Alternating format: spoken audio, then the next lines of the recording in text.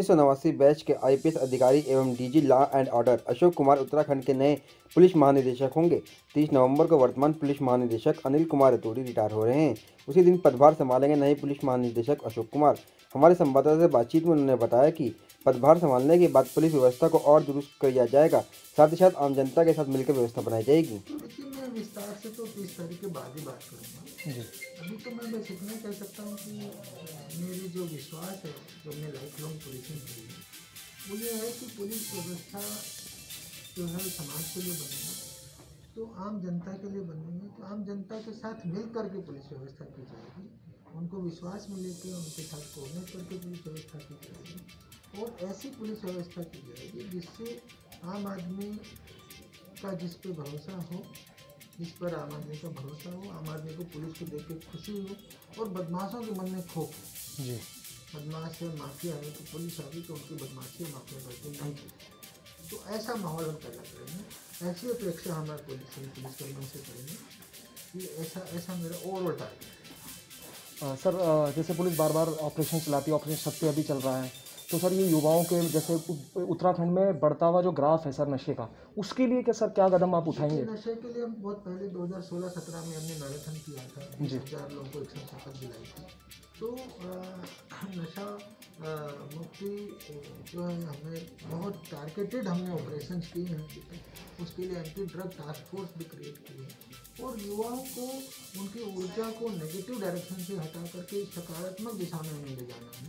तो ये सब हमारे प्रयास पहले भी चलते रहे हैं, ऑपरेशन सत्य भी उसी का एक वो है और इसको हम और आगे बढ़ाएं। सर, क्योंकि महिलाओं के खिलाफ जो अपराध है वो एक नॉर्मल उस तरह के अपराध से थोड़ा हट के है, उसमें कहीं ना कहीं सामाजिक जो पृष्ठभूमि है उसका भी बहुत बड़ा रोल है। तो खाली पुलिस अकेले उसे नहीं उसको ख़त्म कर सकती, पूरे समाज को मिलकर के उससे रास्ते निकालने होते हैं। यहाँ जो सबसे ज़्यादा जरूरी है संवेदनशीलता जी, तो महिलाओं के प्रति पुलिस में संवेदनशीलता बढ़ाई है। हर थाने पे कम से कम एक सब इंस्पेक्टर महिला और 4 महिला कांस्टेबल को। डोईवाला विधानसभा के रामनगर डंडा में लंबे इंतजार के बाद आखिरकार पक्की सड़क बनने का रास्ता साफ हो गया है, जिससे लोगों में खुशी तो है ही, वहीं लोईवाला के विधायक और सूबे के मुख्यमंत्री त्रिवेंद्र सिंह रावत का भी गांव के लोग आभार जता रहे हैं। लोक निर्माण विभाग द्वारा देहरादून के अधिकरण अभियंता PS ब्रिजवाल ने जानकारी देते हुए बताया कि भारत सरकार से क्षेत्र की तमाम सड़कों के लिए धनराशि मिली है। इन धनराशि से देहरादून जिले की 40 किलोमीटर की सड़कें मार्च तक बनाने का लक्ष्य है, जिसमें डोईवाला विधानसभा की भी कई ऐसी सड़कें हैं जिनका निर्माण, नवीनीकरण और मरम्मत का काम काफ़ी लंबे समय से लंबित था। अब धनराशि मिलने से सभी सड़कों का कार्य शुरू हो जाएगा, जिससे गाँव के लोगों को भी राहत मिलेगी। रामनगर डंडा वन क्षेत्र में पड़ने वाली सड़क है, जिस कारण यह काफ़ी समय से प्रभावित हो रखा है, लेकिन अब 3 किलोमीटर लंबी सड़क का निर्माण बहुत जल्दी शुरू कर दिया जाएगा। इसके अलावा भी और भी कई ऐसी सड़कें हैं जो कई कारणों से नहीं बन पा रही हैं, लेकिन अब सभी सड़कों का निर्माण तेजी से शुरू कराया जाएगा ताकि मार्च तक सारे निर्माण कार्य पूरे हो जाएं। तो काफ़ी समय होगा सर, ऐसी रोड ऐसी है। अच्छा, आना जाना भी ऐसी है, रोड भी खराब है। परेशानी होती है? कितनी परेशानी होती है? पत्थर है रोड में, कोई गाड़ी पंचर हो रही। सड़क बहुत पुरानी है, कई साल से बनी नहीं है ये, तो हमें बहुत दिक्कत होती है इधर सड़क से जाने में। तो अब जब जैसे सरकार इसे बनाएगी तो हमें बहुत वो होगा फ़ायदा इस सड़क में बनने का, कि रात को जैसे गाड़ी कई बार पंचर हो चुकी है हमारी। हमें लेटेस्ट जो मिला है ये स्पेशल असिस्टेंट, ये केंद्रीय सहायता का मिला हमें, लगभग देहरादून जिले के लिए 100 करोड़ मिला हुआ है, जिसमें से डोईवाला के लिए हमारे 14 मार्च में 8 करोड़ का मिला हुआ है, जिसमें से लगभग हमें 40 किलोमीटर का कार्य होना है, BC होना है, 30 mm BC का कार्य होना है। इस पर मिल चुकी है, इसमें मिल गया 3 किलोमीटर मिल गया इसमें हमें। तो कब तक?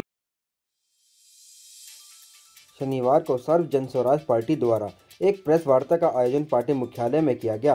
प्रेस वार्ता के अवसर पर पार्टी अध्यक्ष देवेश्वर भट्ट जी द्वारा पार्टी के SSP युवा मोर्चा के प्रदेश अध्यक्ष पद पर राज्य के तेज तर्रार युवा नेता भाई जितेंद्र सिंधवाल की घोषणा की गई। साथ ही साथ देहरादून परवादून के जिला संयोजक पद पर श्री दीपांशु जोशी जी का मनोनीत किया गया। उपरोक्त दोनों साथी 15 दिन के अंदर एक शानदार सम्मेलन का आयोजन कर अपनी कार्यकारिणी का विस्तार करेंगे।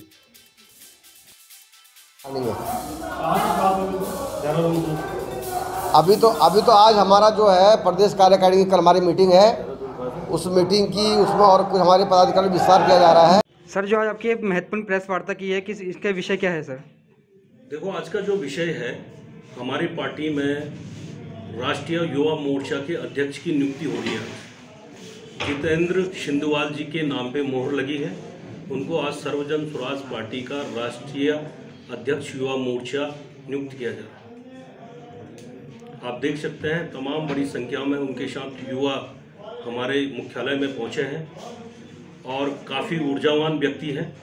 प्रदेश में बहुत अच्छा उनका राजनीतिक पृष्ठभूमि में रही है और उन्होंने भविष्य में सर्वजन स्वराज पार्टी के अंदर युवाओं की शक्ति को बढ़ाने का संकल्प लिया है और जल्दी ही वो युवा मोर्चा का जो हमारा प्रारूप पूरे प्रदेश के अंदर संगठन के परिप्रेक्ष्य में वो तैयार करेंगे और जल्दी आपके समक्ष वो सारी रिपोर्ट भी आने वाले समय में हम लोग रखेंगे। जी। रुड़की के पिरान कल्याण थाना क्षेत्र में ट्रैक्टर ट्रॉली द्वारा पुलिस की मिलीभगत से रतमऊ नदी से अवैध खनन धड़ल्ले से जारी है। दिन हो या रात रतमऊ नदी का सीना चीर कर प्रतिदिन लाखों रुपए के राजस्व का चूना लगाया जा रहा है, पर पुलिस इस मामले में कोई कार्रवाई नहीं कर रही है। रुड़की क्षेत्र के टोडा खटका गांव की ग्राम समाज की भूमि पर भी खनन माफिया बड़े पैमाने पर खनन कर अवैध कारोबार को अंजाम देने में जुटे हुए हैं, पर इन खनन माफियाओं को पुलिस और प्रशासन का कोई खौफ नहीं है। वहीं इस संबंध में रुड़की तहसीलदार नंदन सिंह IAS को जानकारी दी गई तो उन्होंने कहा कि इस मामले में अतिशीघ्र जांच कर कार्रवाई की जाएगी।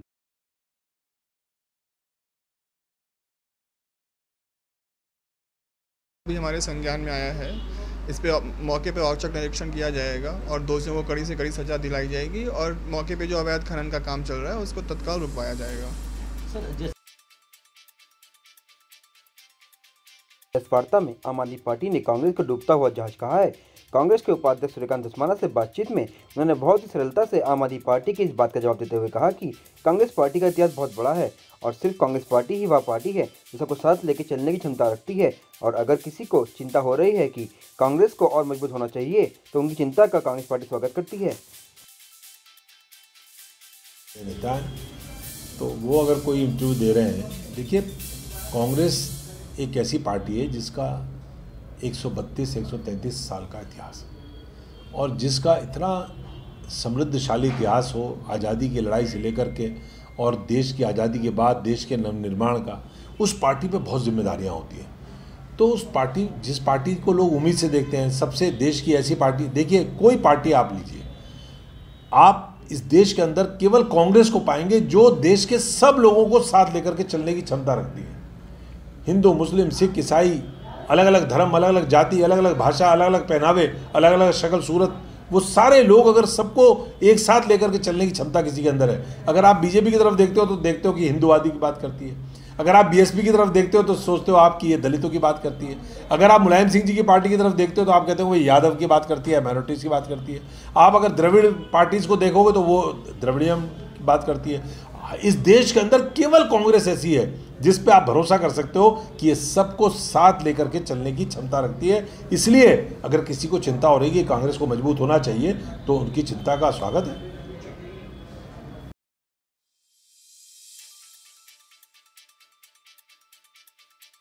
उत्तराखंड प्रशासन द्वारा लव जिहाद को बढ़ावा देने के उद्देश्य से 50,000 रुपये देने का जो आदेश टिहरी जिले के प्रशासन द्वारा दिया गया है, उसके विरोध में हिंद युवा वाहिनी द्वारा उस आदेश की प्रतियां जलाकर आज उस आदेश को लेकर विरोध प्रदर्शन किया गया।